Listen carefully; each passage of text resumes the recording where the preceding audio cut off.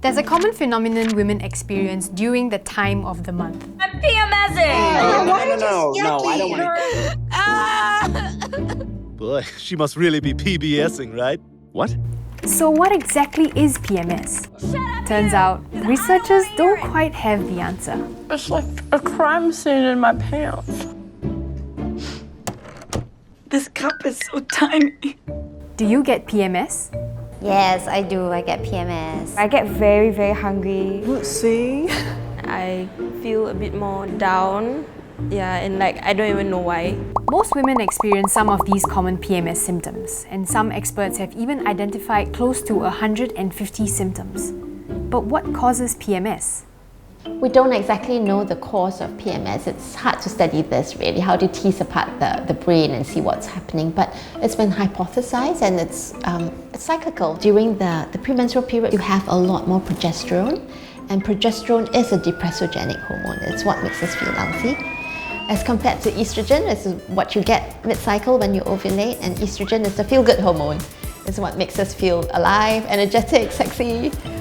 PMS can be traced back 2,500 years ago, when ancient Greeks like Hippocrates believed a woman's physical and mood disorders were thought to be caused by hysteria, or the wandering womb. It was only in 1931 that the phenomenon was labelled as premenstrual tension.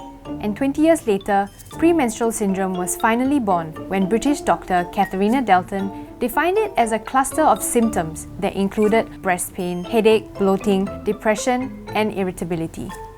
But the term syndrome received flack from doctors and scientists because when something is labelled a syndrome, it is taken more seriously and seen as needing medical attention. You can consider a woman as having PMS if she has just one symptom. You don't have to have a certain number of symptoms to check off for having that disorder. So PMS would in that sense be a group of symptoms you can have one, you can have 10. According to the dictionary, a syndrome is a group of signs and symptoms that occur together and characterize a particular abnormality. Past research has shown that PMS occurs in up to 95% of menstruating women. Not that abnormal, right?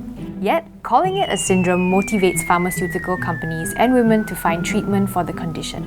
As many as 327 different treatments to PMS have been proposed. The economics of PMS treatment is huge, and there are many pharmaceutical companies and physicians making money off women who worry about their PMS symptoms showing. But this doesn't mean that PMS can't lead to something more serious.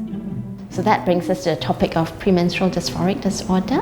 PMDD is not so well recognized. PMS shades into PMDD. When does it become PMDD? It's when it's distressing for the woman and affects her functioning. So at the severe end is women who actually are so disabled by their PMS symptoms because they're irritable. Pop culture references and jokes about PMS in our daily lives have helped to build an acceptance around the label. While PMDD remained as a largely unknown disorder, PMS continues to be widely recognized. Without knowing the cause of PMS, it's hard to say who is right or wrong. So I think it always helps to know exactly what we're experiencing and understanding it. We tend to hide away from our emotions. You know, this thing about should women be more introspective about the cause of their emotions, it maybe that suggests that perhaps, we shouldn't even be, it's wrong to be emotional. If we get the job done well, so what if a few tears are shed? Thanks, Doctor. Can't agree more. If you've enjoyed this video, you might like our new podcast series, Something Private. Tune in to Something Private for more girl talk on menstruation pains and other female health and wellness topics. We're on Spotify, iTunes, Google Podcast, and other podcasting sites.